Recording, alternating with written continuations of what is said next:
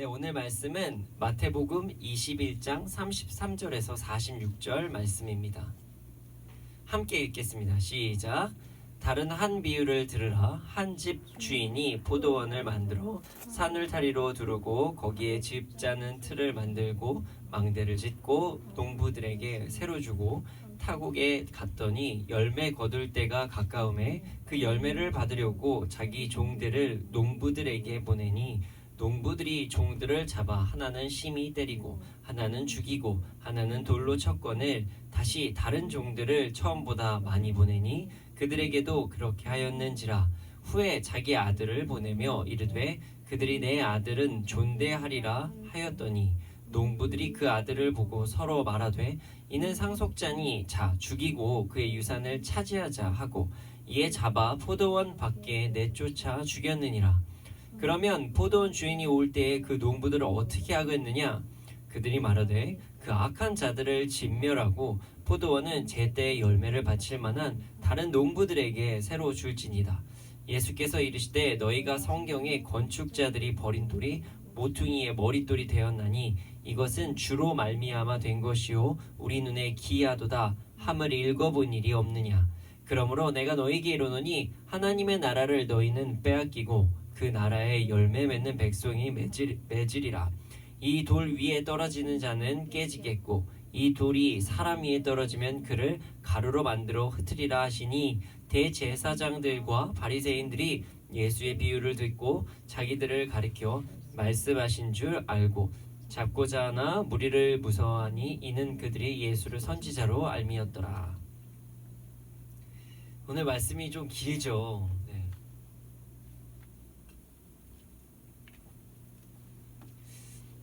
살다 보면요 거짓말을 할 때가 참 많이 있습니다. 거짓말이라는 게 어떻게 보면 참 별게 아닌데요, 별게 아닌 게 아니에요. 진실을 이야기하지 않는 게 거짓말입니다. 현재 상황을 되게 부풀려서 이야기를 하거나 아니면 없는 것을 있는 것처럼 이야기를 하거나 그런 것들이 거짓말입니다. 난 참 솔직한 사람이야 라고 이야기하는 사람도요, 자신에게 불이익이 오는 상황이 되면 말을 안 하거나 도망칠 때도 참 많이 있습니다. SNS가 활발하게 이루어지는 현실에서는 좀 더합니다. 있어 보이는 삶을 원해서 인스타그램, 페이스북 등에 자신의 삶에서 가장 좋은 순간만을 보이며 현재 삶은 힘들어서 내가 진짜 죽겠다 이렇게 생각을 하는데 이게 웃으면서 이야기하는 척할 때도 참 많습니다. 사실 이런 것들은 말이죠, 우리가 우리의 삶에 직면을 하지 못해서 생기는 일입니다. 오늘 그러한 사람들이 나옵니다. 말씀을 보며 함께 나누기를 원합니다. 33절입니다. 다른 한 비유를 들으라. 한 집 주인이 포도원을 만들어 산 울타리로 두르고 거기에 집 짜는 틀을 만들고 망대를 짓고 농부들에게 새로 주고 타국에 갔더니, 예수님께서 비유로 말씀하십니다. 그리고 다른 비유를 들으라고 말씀하십니다.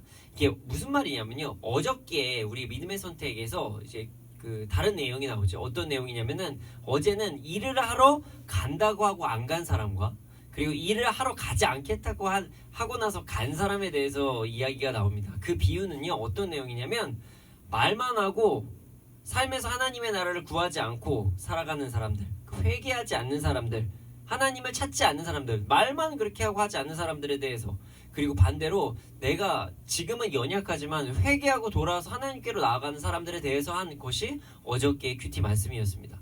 오늘은요 다른 비유에 대해서 말씀을 하십니다. 그런데 똑같은 포도원 비유입니다. 그리고 그 포도원을요 잘 이루고 나서 주인은요 농부들에게 새를 주고 타국으로 가는 그런 내용이에요. 그리고 나서 이 이야기가 시작되는 그런 비유입니다. 오늘 말씀은 한마디로 대제사장들과 바리새인들의 책임에 대한 말씀인데요, 그게 왜 그런지는 오늘 말씀을 보면서 함께 나아가기 원합니다. 하나님께서 이스라엘이라는 아름다운 제사장의 나라를 세우셨어요. 장자라고도 하죠. 하나님의 말씀 안에서 성령의 열매를 맺고 그것을 잘 관리하는 사람들을 세우셨죠. 그런데 그 사람들이 잘하지 못했던 상황들이 발생된 거예요. 그리고 오늘 그것을 예수님께서 대제사장들과 장로들, 바리새인들에게 이야기를 하는 것으로 나타나고 있습니다. 34절입니다. 열매를 거둘 때에 가까움에 그 열매를 받으려고 자기 종들을 농부들에게 보내니. 시간이 흘렀어요. 그 포도원에서 이제 수확이 있었고요. 어느 정도의 수확이 있었던 것 같아요. 그래서 이제 그것에 대한 것을 하나님께서 얻기 위해서, 새를 얻기 위해서, 이제 주인이 새를 얻기 위해서 종을 보냅니다. 종을 보냈어요. 농부들에게 보냈어요. 그 다음에 어떤 일들이 일어났냐면요. 35절 36절입니다. 농부들이 종들을 잡아 하나는 심히 때리고 하나는 죽이고 하나는 돌로 쳤거늘 다시 다른 종들을 처음보다 많이 보내니 그들에게도 그렇게 하였는지라. 근데 되게 어이없는 일이 발생돼요. 이 주인이 종을 보냈는데요. 그 종을요 농부들이 잡아서 죽입니다. 막 때렸어요. 그 농부들은 당연히 세를 내야 돼. 본인의 밭이 아니에요. 당연히 세를 내야 되는 것이에요. 그런데 그 세를 안 내고 이런 상황이 발생된 거죠. 이것은요 하나님께서 받으실 영광, 그 어떤 성령 열매들을 그 맺게 하는 것이 당시 지도자의 역할이었는데, 하나님께서 받으셔야 될 영광들을 바리새인과 대제사장이 대신 취할 때도 있고, 또한 그들만의 어떤 규율을 만들어서 그것에 합당하지 못한 사람들을 막 치리하고 뭐 이런 상황이 발생된 것이에요. 그리고 나서 어떻게 된 거냐면, 이 말씀은요 하나님의 종, 그러니까 선지자들이 와서 말씀을 다시 전했더니, 자 이제 그 영광을 하나님께 돌려야 된다, 너희들 돌아와라, 이렇게 얘기했더니 돌을 던지고 박해를 하고 죽이는 그런 상황이 발생된 겁니다. 실제로 그런 예가 나옵니다. 구약 선지자들은요 같은 유대 민족들에게 박해를 받았어요. 예레미야 26장 보면요 선지자 우리아가 죽습니다. 죽음을 당해요. 역대하 24장에 보면요 돌을 맞는 스가랴 선지자가 나옵니다. 그러나 하나님께서는 그래도 오래 참으시고 계속적으로 선지자들을 보내세요. 37절, 38절, 39절을 보겠습니다. 후에 자기 아들을 보내며 이르되 그들이 내 아들은 존대하리라 하였더니 농부들이 그 아들을 보고 서로 말하되 이는 상속자니 자 죽이고 그 유산을 차지하자 하고 이에 잡아 포도원 밖에 내쫓아 죽였느니라. 그래서 이제는 아들을 보냅니다. 하나님께서 아들을 보내셨어요. 그리고 나서 생각하셨어요. 하나님께서 주인이 생각했죠. 주인이 자신의 아들을 보내면 내 아들을 존대하게 할 것이다, 이렇게 생각을 하십니다. 그분은 지금 말씀하신 예수님이겠죠. 그러나 그 농부는요 아들을 보고 상속자이니 죽이고 유산을 차지하고자 하고 잡아 포도원 밖에 내쫓아 죽입니다. 아들을 죽여버린다는 거예요. 이 아들만 없으면 자기가 더 권위를 얻을 수가 있으니까 아들을 죽여버린다는 거예요. 예수님께서 본인의 죽음을 당하실 것을 예언한 사건입니다. 물론 그건 있죠. 아직까지 이 사람들이 그 예수님의 하나님의 아들인지 이걸 확신하지 못해요. 모릅니다. 그러나 이 사람 입장에선 그런 거예요. 대제사장들과 바리새인 입장에서는 그 예수라는 사람만 없으면 그 전에 있었던 자기들이 그 주축했었던 어떤 규율들, 그리고 자신들이 어떤 권위들, 그동안 받았었던 권위들이 계속 올 수가 있는데 예수 때문에 지금 내가 불편하거든요. 예수님 때문에 불편한 거예요. 그래서 예수님을 배척합니다. 죽이려고 합니다. 아니 죽죠. 예수님께서 죽임을 당하십니다. 40절 41절을 보겠습니다. 그러면 포도원 주인이 올 때 그 농부들을 어떻게 하겠느냐. 그들이 말하되 그 악한 자들을 진멸하고 포도원은 제때에 열매를 바칠 만한 다른 농부들에게 새로 줄지니이다. 그때 이제 예수님께서 되게 위트 있는 행동을 하세요. 어떻게 한 거냐면요, 이렇게 말씀을 쫙 얘기하신 다음에 자 얘들아, 당신들 잘 들어보세요. 그러면 이런 상황에서 포도원 주인이 농부들에게 어떻게 할까요? 이렇게 물어본 거예요. 그러니까 대제사장들과 장로들이 대답을 해요. 어떻게? 그 악한 자들을 진멸하여 포도원을 제때에 열매를 바칠 만한 다른 농부들에게 새로 줄지니라, 이렇게 이야기를 합니다.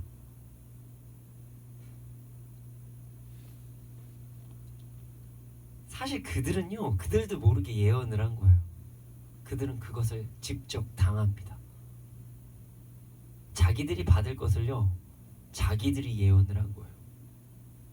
하나님께서는 진짜로 그렇게 그들의 이야기처럼 하셨습니다. 이스라엘, 하나님의 나라의 역할을 했었던 그런 장자의 역할을 했었던 그런 이스라엘이라는 나라가 이제는 교회라는 곳으로 넘어가게 됩니다. 지금은 우리가 이제 교회가 뭐 여기도 이제 미니스트리 겸 처치 교회이기도 하지만요.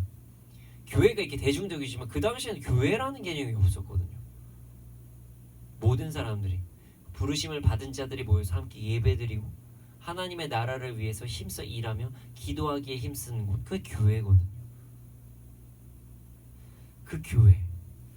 그 교회가 원래는 유대인에게만 있었던 그런 해당되었었던 그런 이스라엘이라는 민족에게서 이제 이방인들에게도 기회가 주어지는 것입니다.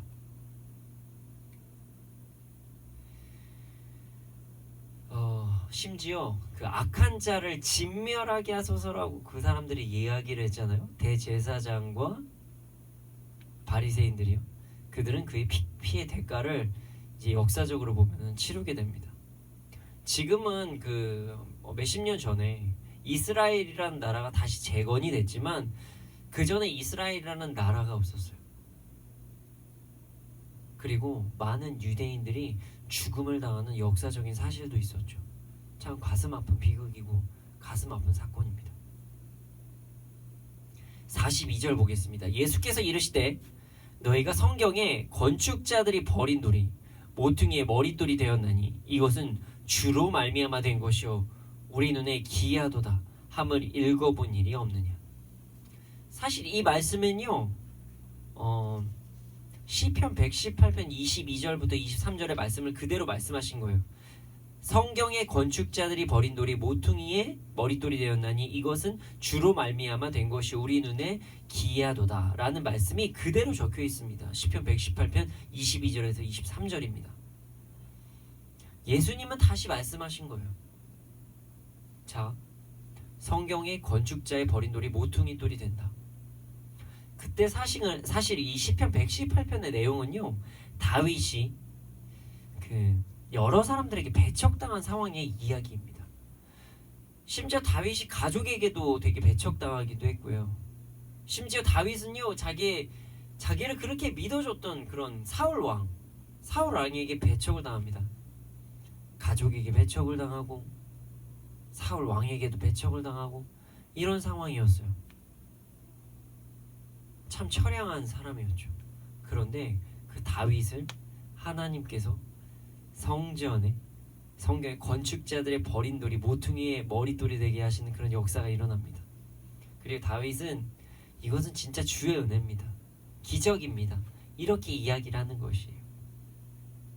그리고 모든 구원은 오로지 하나님으로 말미암아 된 것이라고 이야기를 하는 그런 시편 말씀입니다. 여러분 그 모퉁이 돌은요 어떤 역할을 하냐면 어떤 대형 건축물의 기초를 아주 단단하게 쌓아놓는 역할을 합니다. 그리고 나서 그 건물이 어떻게 될지 모양의 기준을 정해주는 그런 역할을 하기도 해요. 그리고 반대로 또 머릿돌이라는 것은요 마지막에 이제 아름답게 장식하는 건데요 특별한 모양으로 미적인 부분 그 마무리를 딱 짓는 것이 머릿돌입니다. 자, 모퉁이 돌은 처음, 머릿돌은 나중을 상징하는 그런 돌이라는 거예요. 예수님은요 우리의 모든 처음과 나중을 다스리시는 돌이 되셔서 이 땅에 오셨습니다. 그리고 우리의 구원을 이루셨습니다. 말도 안 되는 하나님의 기적의 역사입니다. 그리고 나서 43절에 말씀하십니다. 그러므로 내가 너희에게 이르노니 하나님의 나라를 너희는 빼앗기고 그 나라의 열매 맺는 백성이 맺으리라. 이제 직설적으로 말씀하신 거예요. 대제사장과 바리새인들아 너희는 이제 하나님의 나라를 너희들이 그렇게 장자권으로 갖고 있었던 그 하나님의 나라 이스라엘을 빼앗길 것이야. 그리고 온전한 열매를 맺는 백성들에게 그게 돌아갈 것이야. 이렇게 말씀하신 거예요. 예수님의 말씀이 이루어졌습니다. 그게 우리가 증인이에요. 지금 우리가 증거입니다.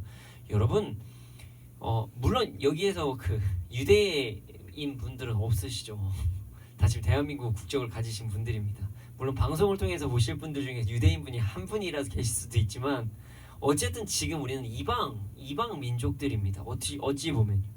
그런데 이런 이방 민족들이 하나님을 찬양하고 예배하는 그런 놀라운 역사가 일어난 것입니다. 44절을 보겠습니다. 이 돌 위에 떨어진 자는 깨지겠고 이 돌이 사람 위에 떨어지면 그를 가루로 만들어 흩으리라 하시니. 그리고 나서 다시 말씀을 하셨어요. 어떻게 말씀을 하셨냐면은 돌 위에 떨어진 자는 깨지고 예수 그리스도의 돌 위에 떨어진 자는 깨지고 사람 위에 그 예수 그리스도의 돌이 떨어지면 가루로 만들어서 흩으신다, 이런 말씀이 있습니다. 근데 이 말씀이요 참 해석이 참 분분한 말씀이에요. 여러 가지로 해석을 할 수가 있어요. 그래서 뭐 이런 얘기도 해요. 성경에서 어떤 사본에는 이 구절이 없다. 뭐 누가 이게 첨삭할 때 이제 삽입이 된 거다. 뭐 이런 얘기도 해요. 그런데 저는 그런 것들을 다 배제하고요.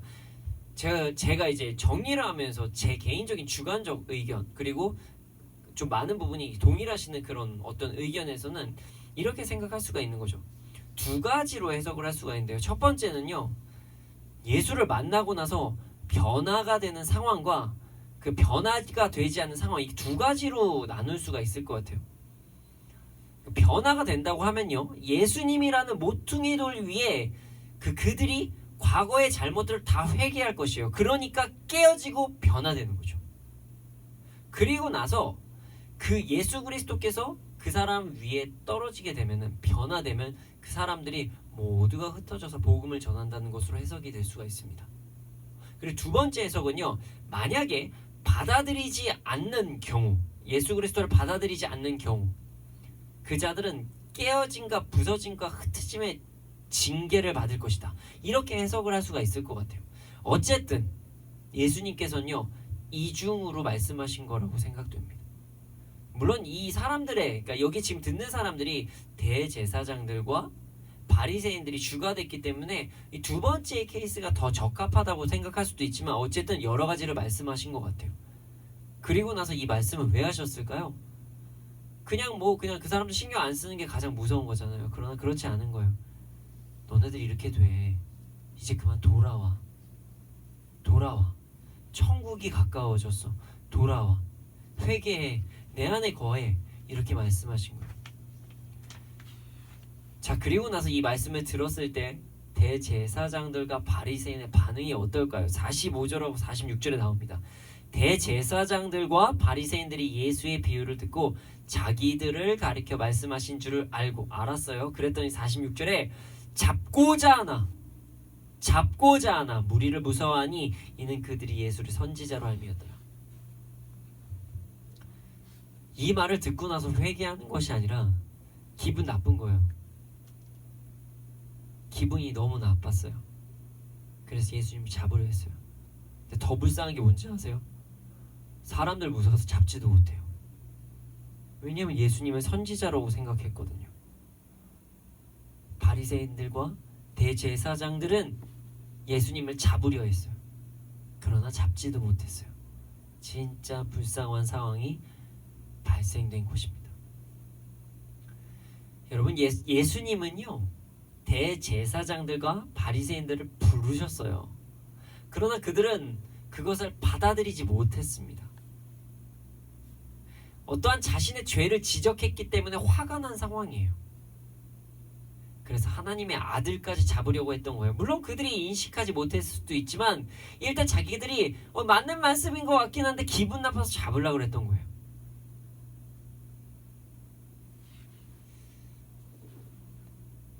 우리도 그럴 때가 참 많습니다.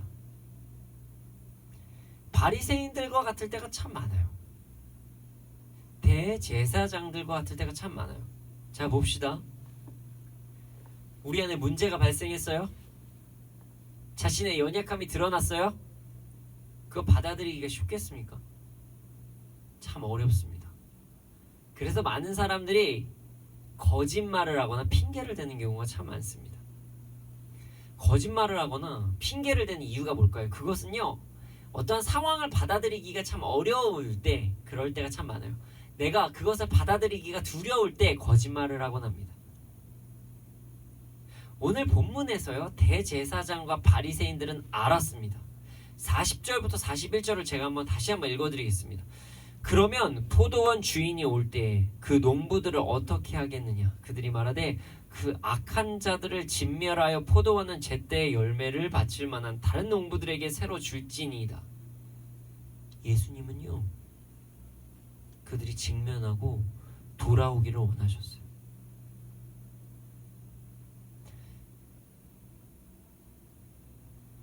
분명히 그들이 돌아오지 않으면 어떤 일이 발생하는지도 이야기를 했어요. 그리고 나서 그들은 알았어요. 기분 나쁘지만 알았을 것이에요. 자, 44절에 나옵니다. 이 돌 위에 떨어지는 자는 깨지겠고 이 돌이 사람 위에 떨어지면 그를 가루로 만들어 흩트리라 하시니. 그러나 그들은 그것을 받아들이지 못했어요. 그리고 예수님을 잡으려 했습니다. 그것은 45절 46절에도 나오고 있어요. 대제사장들은요, 예수님을 잡으려 했거든요. 근데 우리도 참 그럴 때가 많습니다. 자신의 잘못을 누군가 드러내요. 그러면 갑자기 그 사람 막 미워져요. 아니 아무 말도 안 했으면 아무도 모르는데 굳이 왜 내 연약함을 드러내는 거야. 그래서 그 사람이 너무 미워져요. 그리고 나서 그게 나보다 어떤 좀 높은 사람이거나 내가 이게 화내서 될 일이 아니다. 그럼 거짓말을 해요. 핑계를 대요. 아니 제가 그게 아니라요. 사실 그런 게 아닙니다. 이러면서 핑계를 대기 시작합니다. 거짓말을 하기도 해요. 초반에 말했던 어떤 거짓, 과장, 허영 이런 것도 다 거짓말에 해당이 되는 것입니다. 믿는 자들도 그럴 때가 참 많아요. 직면은요, 우리를 참 힘들게 하곤 해서 사람들이 그렇게 결정한 것 같습니다. 자, 직면이란 무엇일까요? 직면은요, 어학적인 의미로는 이러합니다. 어떤 일이나 사물을 직접 당하거나 접하다, 뭐 이런 뜻이 직면이래요. 자, 요즘은 심리 상담하는 곳에서도 직면이라는 말을 참 많이 사용하고 있습니다. 어떤 상담소에서요. 자신이 어려웠던 상황들을 좀 마주하게 해서 내담자, 그러니까 이제 상담을 받는 사람들이 치유하게 하는, 그것을 그 상황으로 돌아가서 받아들이게 하고 그래서 용서하게 하고 뭐 이런 것들을 하는 것이 직면이라고 해요. 직면의 원리의 그 뜻은요, 그냥 그대로 마주하는 거예요. 그냥 진실을 그대로 마주하는 거예요. 자신이 받아들이고 싶다, 받아들이기 싫다, 뭐 받아들이기 싫다, 뭐 이런 거 여부 따지지 않고 그냥 그대로 마주하는 것이 직면입니다. 자, 사람들이 직면을 어려워하는 이유는 무엇일까요? 그것은 사실 두 가지로 나눌 수가 있습니다. 뭐냐면요, 첫째, 직면을 어려워하는 첫째, 잘못과 실수를 인정하기 싫어해서 그렇습니다. 그것이 첫 번째 이유입니다. 자신의 잘못과 실수를 인정하잖아요. 그러면 자신이 받아들여야 될 책임까지 인정을 해야 됩니다. 그래서 아무리 뭐 저희 이제 막 거래를 하거나 막 그러잖아요. 이제 뭐 비즈니스를 하거나 사업하시는 분들은 미안합니다라는 말을 하는 것이 법적으로 불리하게 작용할 수 있다, 뭐 이런 얘기를 하곤 해요. 그래서 미안하다는 얘기를 안 하는 것을 철칙으로 하는 회사들도 실제로 있다고 합니다. 죄송합니다 라고 하면 자신의 잘못을 받아들이는 거라고 해서 정말 어이가 없죠.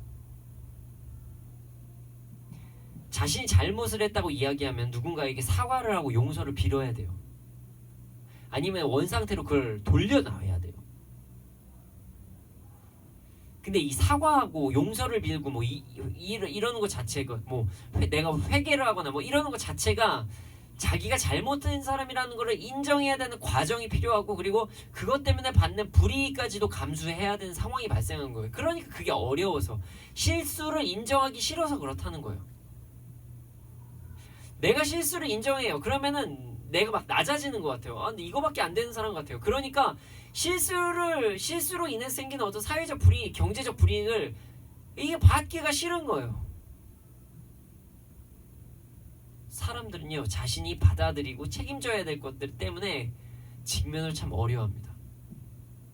두 번째는요, 비슷한 것 같지만 좀 다른 얘기인데요, 아픔을 받아들이고 치료하기를 싫어하는 것입니다. 잘못하고 실수하고는 좀 달라요. 그것은 내가 잘못했기 때문에 어떤 불이익을 받거나 뭐 용서를 빌거나 뭐 이래야 되는 건데, 이건 뭐냐면은 이런 케이스랑 비슷한 거예요. 내가 육신에 몸이 아파요. 근데 병원 가는 게 너무 귀찮은 거예요.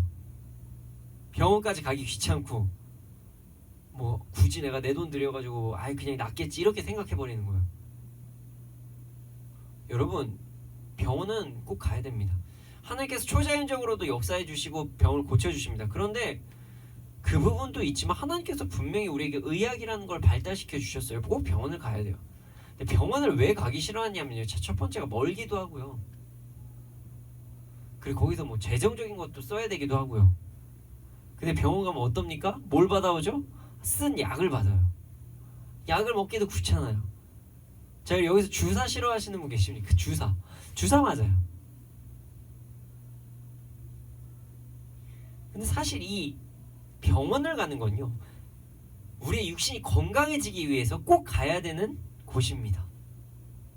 병을 키우잖아요. 병을 점점 그냥 냅두고 키우면요, 큰 병을 얻을 수가 있습니다. 이것을 많은 사람들이 알고 있어요. 이게 우리의 마음도 똑같아요. 우리의 삶에서 아픔, 마음의 아픔, 삶에서 아픔, 어려움 이런 것들을 직면하는 과정도 똑같다는 거예요. 내가 그것을 받아들이고 인정을 하려면요, 거기까지 가긴 어떤 약이 있잖아요. 약. 자, 여러분, 미움에 대한 약이 뭘까요? 용서예요. 근데 용서가 쉽나요? 너무 써요. 나한테 이런 행동을 한 사람은 어떻게 용서해? 막 이렇게 막 속상해 하거든요. 저도 이제 상담을 많이 하고 있는데요, 목사님 도저히 용서를 못하겠어요. 너무 힘들어요. 이 사람이 저한테 어떻게 했는지 알아요? 이 사람이 저한테 어떻게 했는지 아세요? 목사님 몰라서 그래요. 내가 받은 고통이 얼마나 힘든지 아세요? 예, 알죠. 아는데 용서를 했을 때 병이 낫지만, 마음의 병이 낫지만 그 용서라는 게 너무 어렵거든요. 이렇게 쓴 약, 주사, 비용까지 치러야 되니까 사람들이 직면을 어려워하는 거예요. 제 질병, 실수, 어떤 잘못, 실수 이것 때문에 생기는 것도 있고요. 그리고 아픔을 받아들이기가 어려워서 생길 때도 있다고 이야기를 하고 있습니다. 그런데 여러분, 우리는 직면을 꼭 해야 됩니다. 사람들이 자신의 잘못 인정하기도 싫고 실수 인정하기도 싫고 아픈 것에 대해서 그냥 묻어두고 싶고 막 이러니까 이렇게 이야기를 해요. 에이, 그냥 딱 한 번만 눈 감으면 되는데 뭐. 한 번만 눈 감으면 그냥 평생 그냥 편하게 지낼 수 있는 거예요. 뭐 그냥 넣어도 덮어 괜찮아. 남들 다 그래. 다 그러고 살아. 다 거짓말도 하고. 요즘 세상에서 세금 다 내고 사는 사람이 어딨어. 요즘 세상에서 에이 그냥 다 한 번쯤 그냥 뭐 장부 조작하는, 에이, 이렇게 불법적인 이야기들을 해요. 괜찮아, 살면서 다 그런 거야. 상처 주지 않은 사람이 어딨어. 이러면서 이야기를 해요. 에휴, 가끔가다 그냥 뭐 요즘에 컨닝 안 하는 애들이 어딨어. 그냥 그냥 예수 믿는다고 유발 떨지 말고 컨닝해요. 그럼 그거 다 죄잖아요. 우리는 직면해야 됩니다. 직면을 하지 않는 것은요, 마치 쓰레기에 오물이 가득 차있고 막 바닥에 먼지가 가득한 곳에서 자기 혼자 눈을 감고 깨끗해, 아무 냄새도 안 나, 뭐 이렇게 얘기를 하는 거예요. 직면을 하지 않으면요, 씻지 않아요. 그리고 나서 겉옷만 갈아입고 와, 나 오늘 옷 갈아입었다 하고 막 냄새 풀풀 나는데 막 발냄새 막 진동하고 난리가 나는데, 옷만 갈아입었다고 나는 깨끗하다고 이야기하는 거예요. 그 내부 안에 자신의 몸을 씻지 않고 그렇게 이야기하는 거예요. 오물을 치우지 않고 자신의 몸을 씻지도 않고 깨끗하다고 이야기를 하는 것입니다. 여러분, 더 안 치우면요, 위생적으로 문제 있으면 병납니다. 그리고 그것이 만약에 죄와 연관이 돼 있다면 하나님과의 관계가 점점 멀어지는 최악의 상황이 발생되는 거예요. 직면은 선택이 아니라 필수입니다. 그것을 기억해야 됩니다. 그래도 분명히 이렇게 얘기했음에도 불구하고 우리는 직면을 하면 내가 마치 죽을 것 같다 뭐 이런 생각할 때가 있어요. 너무 힘드니까. 그렇지 않습니다. 직면으로 인해 생기는 불편함이 없을 수는 없어요. 직면으로 생기는 불편함 분명히 있겠죠. 그러나 우리는 더 큰 것을 바라보았을 때 꼭 직면을 해야 됩니다. 직면은요, 우리의 삶을 더욱더 풍성하게 만들어줍니다. 우리에게 예수님께서 마태복음 11장 28절부터 30절에 보면 약속을 하셨어요. 예수님의 약속을 기억해보면요, 직면에 우리의 삶을 더욱더 풍성하게 해줄 수 있다는 거예요. 마태복음 11장 28절부터 30절을 한번 읽어보겠습니다. 수고하고 무거운 짐진 자들아, 다 내게로 오라. 내가 너를 쉬게 하리라. 나는 마음이 온유하고 겸손하니 나의 멍에를 메고 내게 배우라. 그리하면 너의 마음이 쉼을 얻으리니 이는 내 멍에는 쉽고 내 짐은 가벼움이라 하시니라. 네. 직면을 하지 않은 상태가 수고하고 무거운 짐을 진 상태예요, 여러분. 거짓으로 자신의 삶을 막 포장하고 사람들이 나를 어떻게 생각할까 이것 때문에 막 정전긍긍하고 있고 두려워하고 있고 나 이거 잃으면 어떡하지 이러고 있고 마음 깊숙하게 있는 그 죄 아니면 아픔 상처 때문에 막 고통으로 살아가는 사람들이 너무 많다는 거예요. 그래서 삶의 직면을 하지 않을 때가 많아요. 그런데요, 예수님이 쉬게 하신다고 말씀하셨습니다. 예수님께 나아가면서 자신의 삶의 모든 것을 직면해야 돼요. 예수님께 나아갈 때까지 꽁꽁 싸매고 있고 더러운 거 온몸에 가득 채워 있고 그러면 안 된다는 거예요. 그러면 예수 그리스도는 밑에 반쪽으로만 누리는 거예요. 그 사람이 뭐 잘못했다 안 된다 막 욕하자는 게 아니라 진짜 불쌍하다는 거예요. 불쌍하다는 거. 그냥 단순하게 생각하세요. 예수님은 예수님께 나의 짐을 그냥 맡겨드리고 우리는 그냥 직면하고요. 마음의 쉼을 얻으면 돼요. 예수님 저 이랬어요. 용서해 주세요. 다시 안 그러게 힘 주세요.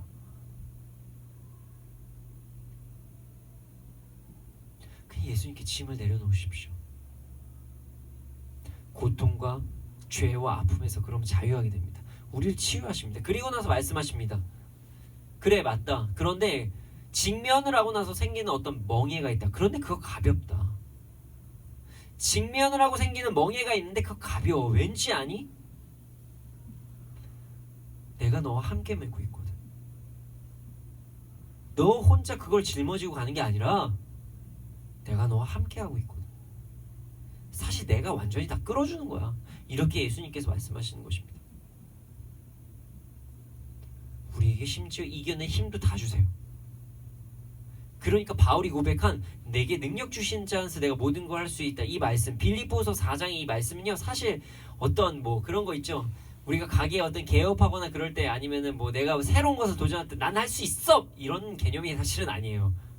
원래 뜻은 내가 어떠한 상황에서도 하나님과 함께라면 이길 수 있다 이거예요. 주의를 할 때 그냥 내가 내 마음대로 그냥 그런 거 있잖아요. 나 진짜 뭐 내 살면서 죽기 직전에 내가 1,000억 벌고 죽을 건데 내게 능력 주신 자에서 나 1,000억 벌었어. 이런 개념이 아니라 물론 벌면 좋죠. 벌을 수도 있어요. 나쁘다는 건 아니에요. 근데 내 꿈을 위해서 하나님을 이용하라 이런 게 아니라 그 말씀의 원래 그냥 근원은요.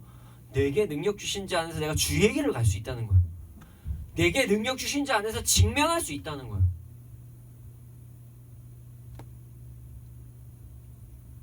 우리에게 마음의 평안을 주십니다.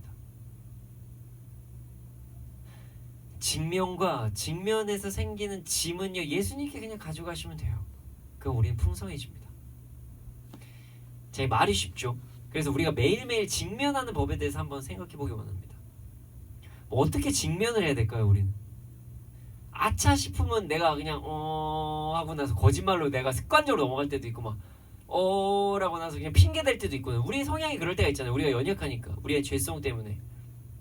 그래서 핑계 우리가 엄청 댈 때 많잖아요. 이거 제가 잘못한 거 아닌데요부터 시작하는 게 있잖아요. 진짜 제가 잘못한 거 아닌데요? 잘 보면요 제가 잘못한 게 아니라 제가 잘못한 게 아니고 내가 잘못했다는 거예요. 내 거 그거 인정하는 게 직면이라는 거예요. 어떻게 직면할까요? 하나님의 관점으로 세상을 보고 매일 감사하고 회개하면서 살면요 우리는 직면을 할 수가 있습니다. 사람을 두려워하지 않고 하나님을 두려워하면 돼요. 자신의 문제를 하나님께 내어놓고 회개하고 감사함으로써 주님과 함께하는 삶을 살면요, 우리가 항상 직면할 수 있어요. 어렵지 않아요. 내 힘만 가지고 직면하면 어렵죠. 어려워요. 남들 앞에서 밉보이고 싶은 사람이 세상에 어디 있어요. 그거 다 내가 혼자 감당하기에는 얼마나 힘들어요. 어렵죠. 육신의 눈으로 막 세상을 바라보고 나를 바라보면 막 나의 연약함과 잘못이 막 느껴질 때가 있어요. 근데 고린도후서 13장 8절에서 9절을 한번 보면은 정말 재밌는 말씀이 있습니다. 고린도후서 13장 8절에서 9절입니다. 우리는 진리를 거슬러 아무것도 할 수 없고 오직 진리를 위할 뿐이니 우리가 약할 때에 너희가 강한 것을 기뻐하고 또 이것을 위하여 구하니 곧 너희가 온전하게 되는 것이라. 우리가 직면을 하잖아요. 진리 안에 있으면 우리가 직면을 할 수밖에 없거든요. 왜냐면 말씀이 빛이잖아요. 그럼 우리의 어둠이 드러날 수밖에 없어요. 그럼 직면할 수밖에 없다는 거죠. 근데 처음에 힘들지만 약할 때 강함이 됩니다. 연약함에 집중하고 나에게 집중하고 사람에 집중하고 그러면요, 우린 점점 연약하게 되지만 난 너무 힘들고 무거워지지만 나에게 능력 주시는 분 하나님과 함께 할 때 우리는 더욱더 강해집니다. 진리인 그 말씀으로 우리는 우리의 신분이 더욱더 확신해지기 때문입니다. 이게 무슨 말이냐면은, 그래 맞아 난 이렇게 연약해. 그런데 원래 이래. 그러나 나의 신분은 그렇지가 않아. 난 그냥 다음부터 안 그러면 되는 거야. 이렇게 보면 되는 거죠. 자, 베드로전서 2장 9절에 보면 우리의 신분이 나와요. 베드로전서 2장 9절에 보면 우리의 신분이 나옵니다. 그러나 너희는 택하신 족속이여 왕같은 제사장들이요 거룩한 나라요 그의 소유가 된 백성이니 이는 너희를 어두운 데서 불러내어 그의 기이한 빛에 들어가게 하신 이의 아름다운 덕을 선포하게 하려 하심이라. 네, 맞아요. 우리 모두가 연약해요. 그런데 우리는 연약한 존재지만 우리의 신분은 그렇지 않다는 거예요. 우리가 하나님과 함께할 때 빛이신 예수 그리스도, 빛이 하나님과 함께할 때 우리는요 오히려 그 빛을 드러내게 돼요. 덕을 선포하게 돼요. 그러니까 자유하게 되는 것이에요. 어떤 우리의 문제, 상황, 아픔에 되게 집중을 하면요 우리를 못 봐요. 그래서 직면을 할 때마다 나 너무 괴로워지는 거예요. 왜냐면 내 스스로의 자존감이 막 깎아지는 것 같으니까 이거밖에 안 돼. 나 진짜 이 정도 인간밖에 안 되나 이렇게 생각을 하는 거예요. 아니라는 거예요. 우리의 존재 자체는 변하지가 않아요. 예수 그리스도를 믿음으로 우리가 이렇게 됐어요. 택하신 족속, 왕같은 제사장, 거룩한 나라 그의 소유가 된 백성이에요. 그렇게 됐어요. 그런데 뭐가 문제예요? 잘못할 수도 있지. 다음부터 안 하면 되는 거예요. 절대. 그럼 우리가 직면을 할 때 우리는 더욱더 자유할 수가 있습니다. 왜냐하면 직면을 하면서 하나님과 더욱더 친밀한 삶을 살 수가 있거든요. 여러분, 매일매일 하나님의 관점으로 나를 바라보고 나의 상황을 바라보고 회개하고 감사하면서 직면하십시오. 그럼 우리는 오히려 더욱더 풍성한 삶을 누릴 수가 있습니다. 그냥 누구 때문에 핑계대지 말고 내가 이 사람 때문에 그래요. 아니면 우리 집안은 이래요. 왜 내 상황은 항상 안 풀리는 거야. 진짜 내가 뭐가 문제인데 다른 사람들 때문에 그런 거야. 이렇게 생각하지 마시고 그냥 분명히 이유가 있다. 이유가 있어. 그래, 나 지금 연약한 거 맞아. 나 지금 우리 집 이렇고 나 이렇고 나 지금 이번 또 실수했고 또 잘못했지만 맞아, 나 인정할 거 죄송합니다. 잘못했습니다. 저 용서해 주세요. 제가 원래 그렇죠. 그런데 이제 달라질 겁니다. 왜냐면요 수고하고 무거운 짐진 자들아 다 내게로 오라 내가 너를 쉬게 하리라 그러셨거든요. 저는 예수님께 갈 거예요. 맞아요. 그리고 나서 내게 능력 주시는 자 안에서 모든 걸 할 수 있다는 그 예수님, 그 바울의 고백처럼 나도 이제 할 수 있어요. 심지어 저는요 저의 신분이 변하지 않아요. 왕같은 제사장 거룩한 나라 그의 소유된 백성이에요. 그러니까 다음부터 절대 죄 안 지을 거예요. 실수 안 할 거예요. 물론 제가 이야기하는 거는 고의적인 실수 계속 반복적으로 지으면서도 그렇게 얘기하는데 그건 다시 한번 확인해 봐야죠. 그런 사실은 아닙니다. 그러나 우리가 직면을 하라고 이야기하는 것입니다. 매일매일 하나님의 관점으로 나를 바라보십시오. 나의 상황을 바라보십시오. 그리고 회개하고 감사하면서 직면하면요, 오히려 더 풍성한 삶을 누릴 수가 있습니다. 사랑하는 여러분, 오늘은요, 말씀을 통해서 우리가 직면에 대해서 알게 되었습니다. 주 안에서의 직면은 우리의 삶을 되게 불편하게 하는 것이 아니라 오히려 풍성하게 해준다는 것을 기억하십시오. 오히려 직면하지 못하게 하는 것은요, 거짓, 허영, 그리고 상처를 계속 품게 하는 거예요. 사랑하는 여러분, 수고하고 무거운 짐을 예수님께 풀어놓으십시오. 이 바리새인과 대제사장들처럼 분명히 기분 나쁘니까 그 사람을 죽이겠다 이런 거 하지 말고, 너 때문에 이렇게 됐으니까 네가 문제야라고 하지 말고, 그래, 이 상황에서 하나님께서 나에게 주신 말씀이 무엇일까? 그래, 난 연약하네. 내가 보완해야 될 점이 무엇일까? 다음부터 조심해야 되겠다.